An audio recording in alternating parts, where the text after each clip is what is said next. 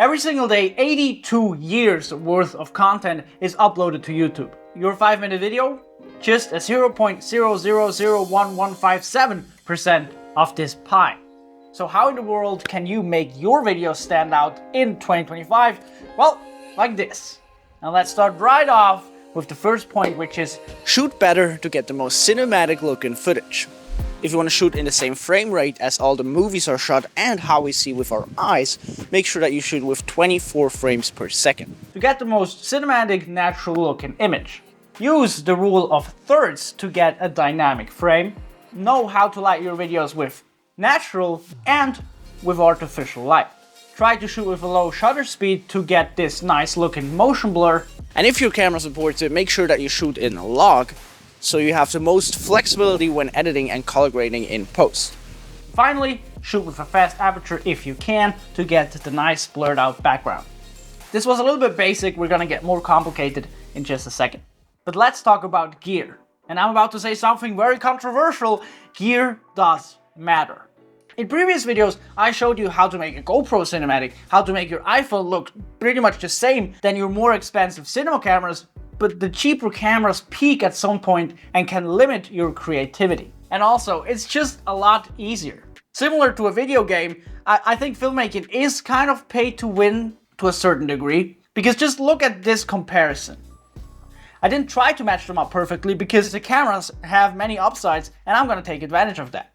So even though with your iPhone and other cameras, if you know how you can get great looking image, if you do have the money to spend and you're looking for a sign, well, this is your sign to buy a camera. Only if you have the money, and if you want to elevate your filmmaking, I'd recommend the Sony a7 IV.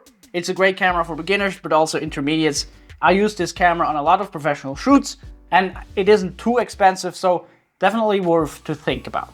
But also, I don't think this is the most important point of this video at all, because more important than gear is creativity. Almost everything has been done before, and no one cares about another 100 times done before video.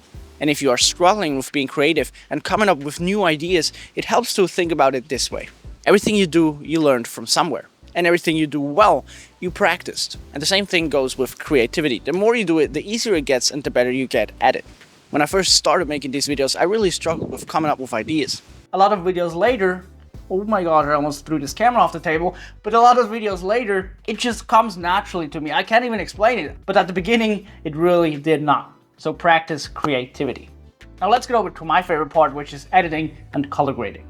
Luckily, the days of over-editing your videos are over, and we can get away with a little bit slower edits. However, when editing, still make sure that it has a certain pace and flow. This doesn't at all mean that it has to be fast and rushed, because you can have a slow rhythm. Just like in music. And speaking of, this is probably also a point that a lot of people leave out when making their videos. They do not pay attention to their sound design. Choosing the right music can take your video from good to great, but also can make your boring scenes more interesting. I've been using Artlist to find the music for my videos for a couple of years now. And no, this video is not sponsored, so leave a like if you want to help this channel. And I must say, this is also kind of like buying a better camera. It is money well spent. Just make sure that the music and sound effects fit the scene and make sense. Not like this. Oh yeah, and also color grade your videos. Sure, most videos look okay when coming straight out of the camera, but it could look so much better when spending a little bit more time on color grading. I have made a couple of videos on color grading recently, so go check them out if you want to. But in a nutshell, expose it correctly, give it some kind of uniqueness, and just be creative. And last but not least, let's remember that someone takes their precious time to watch your video. And if they feel like you've provided them with value, they're more likely to leave with a positive feeling after they're done watching. Which also means that they are more emotionally invested into your video, thus enjoying it more. And with that, I wish you good luck with your video journey in 2025, and I hope I provided you with enough value in this video. So subscribe if you enjoyed, and I'll see you in the next one.